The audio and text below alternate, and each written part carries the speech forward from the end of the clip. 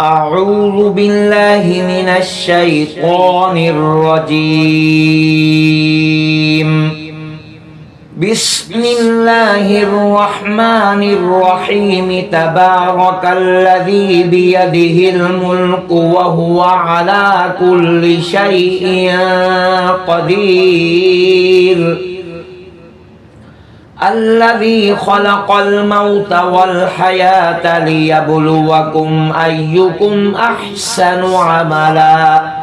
وهو العزيز الغفور. الذي خلق 7 سماوات طباقا ما ترى في خلق الرحمن من تفاوت فارجع البصر هل ترى من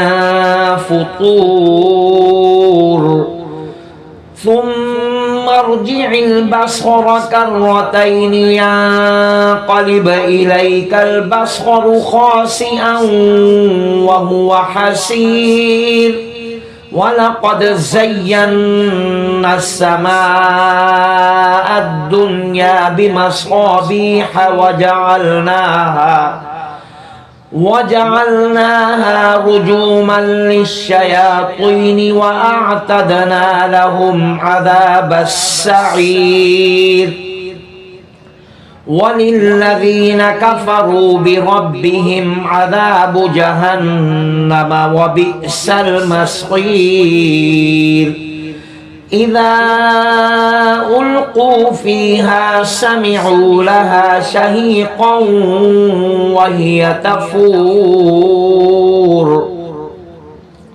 تكاد تميز من الغيظ كلما ألقي فيها فوج سألهم خزنتها ألم يأتكم نذير قالوا بلى قد جاءنا نذير فكذبنا وقلنا ما نزل الله من شيء إن أنتم إلا في ضلال كبير.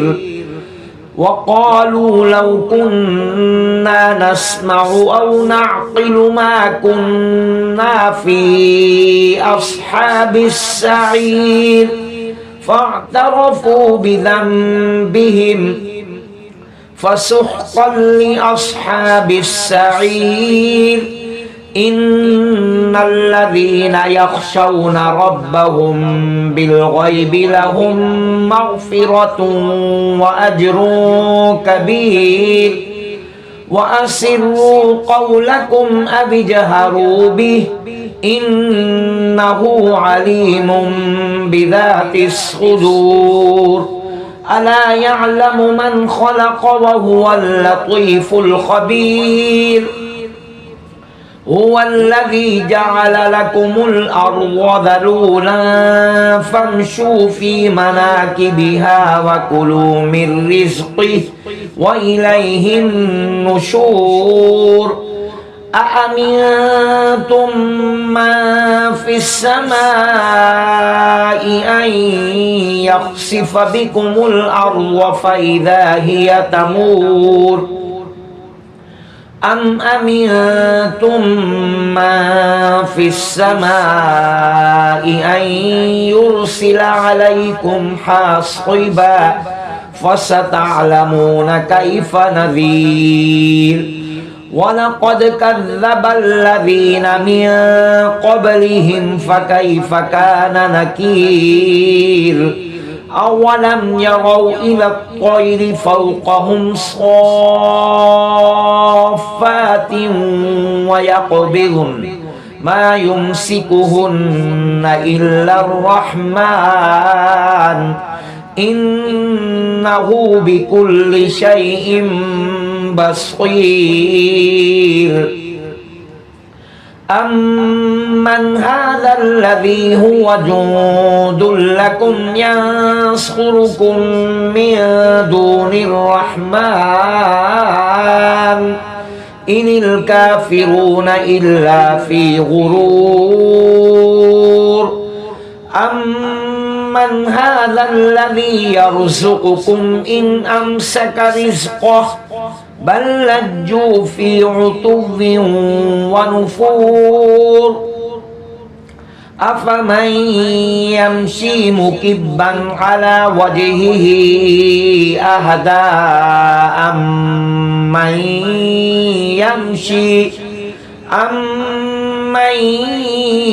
يمشي سويا على صراط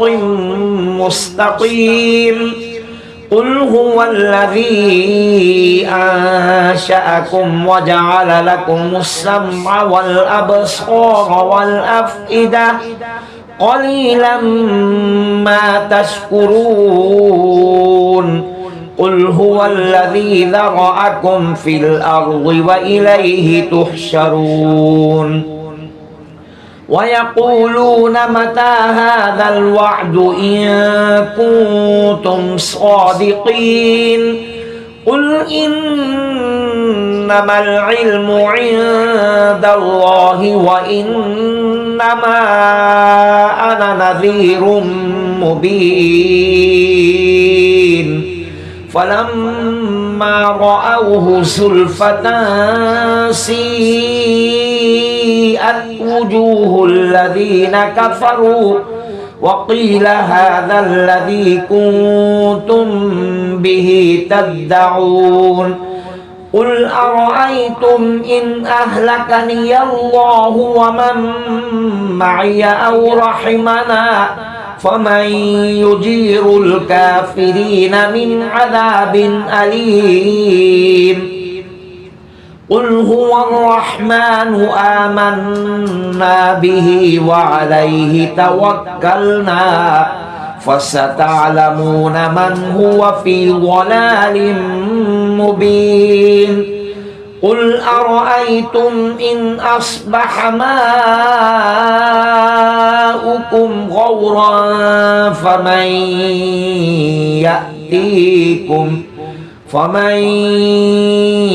يأتيكم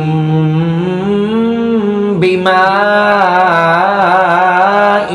معين بسم الله الرحمن الرحيم نون والقلم وما يسطرون ما أنت بنعمة ربك بمجنون وإن لك لأجرا غير ممنون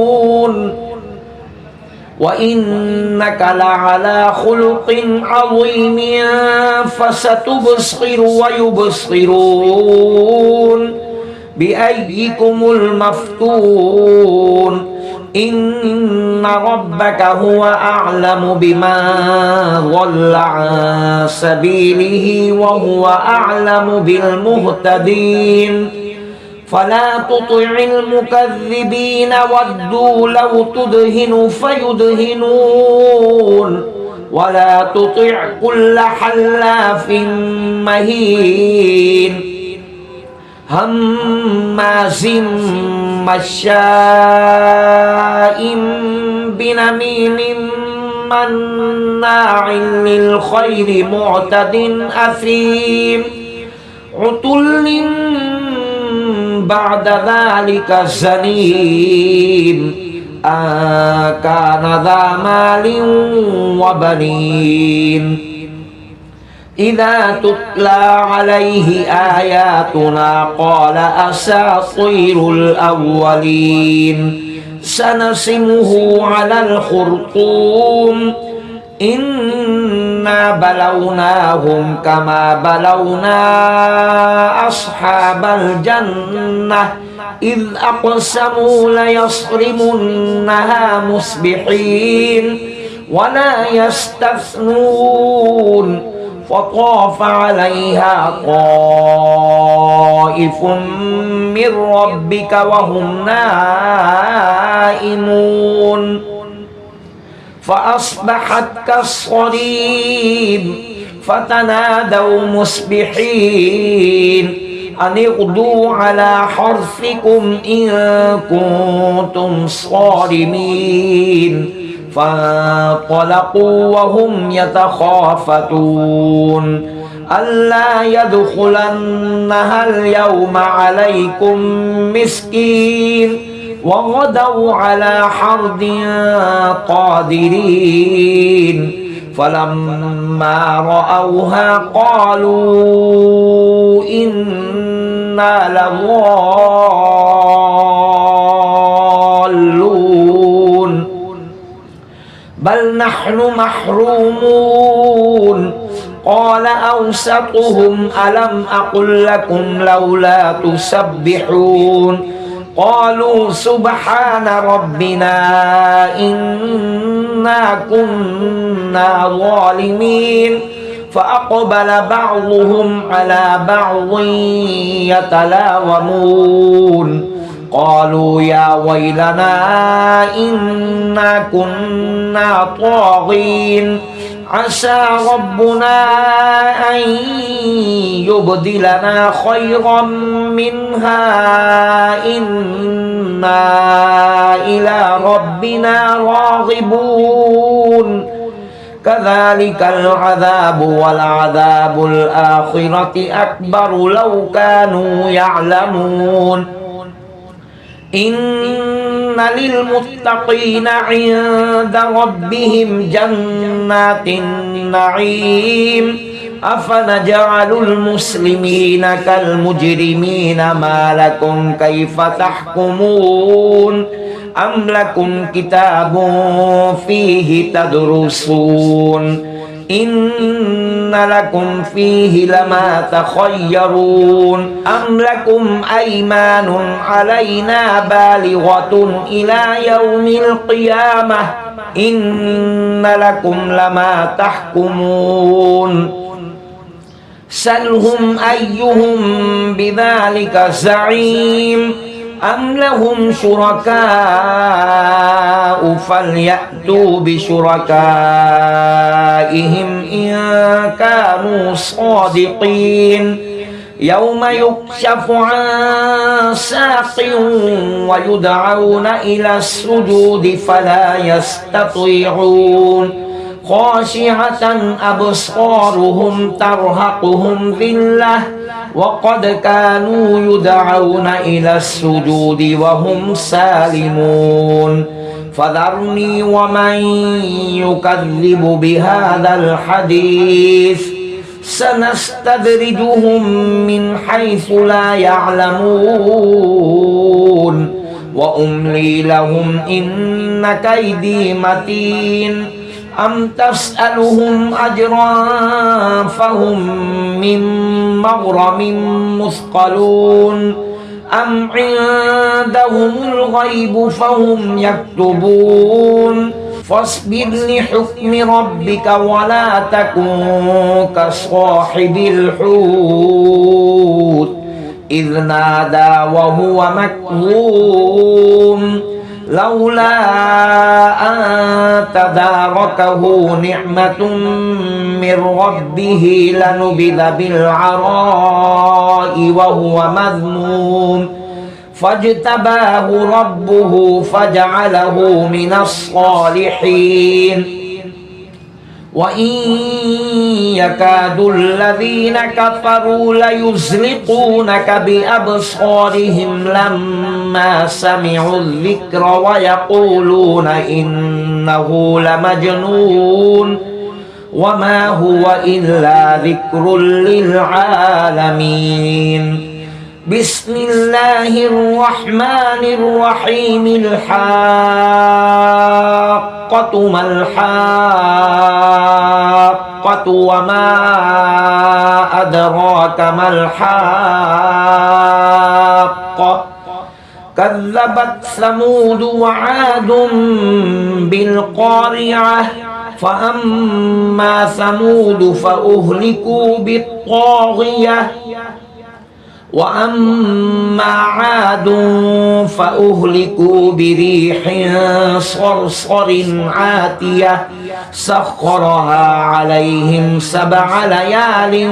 و8 أيام حسوما فترى القوم فيها صرعى كأن كأنهم أعجاز نخل خاوية فهل ترى لهم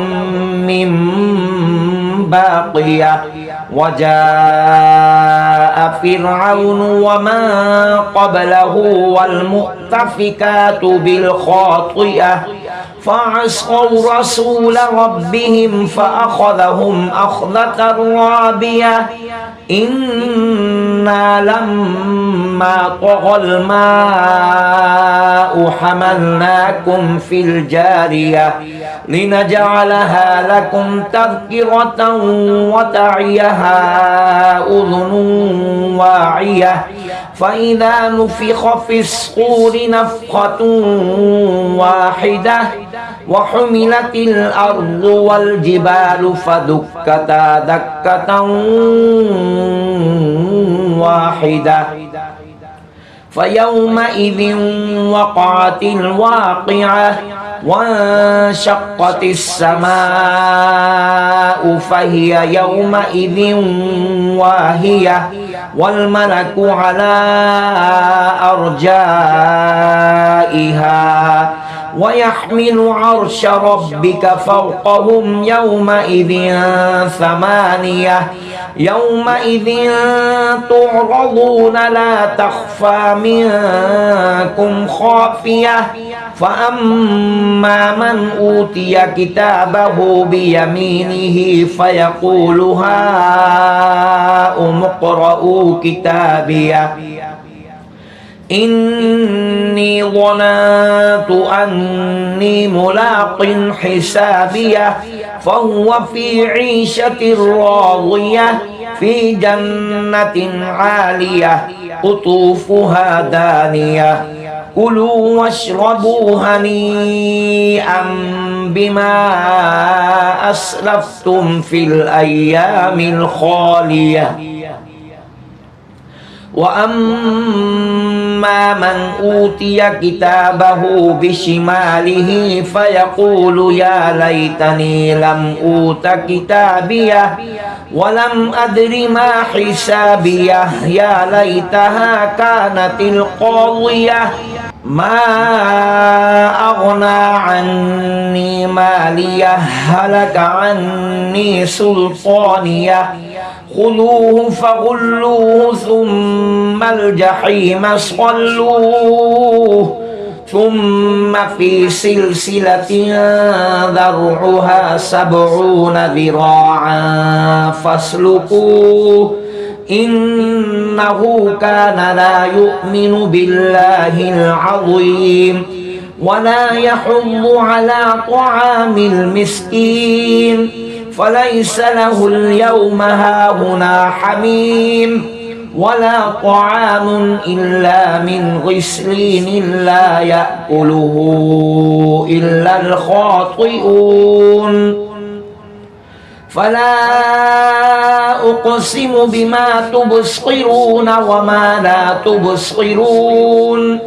إنه لقول رسول كريم وما هو بقول شاعر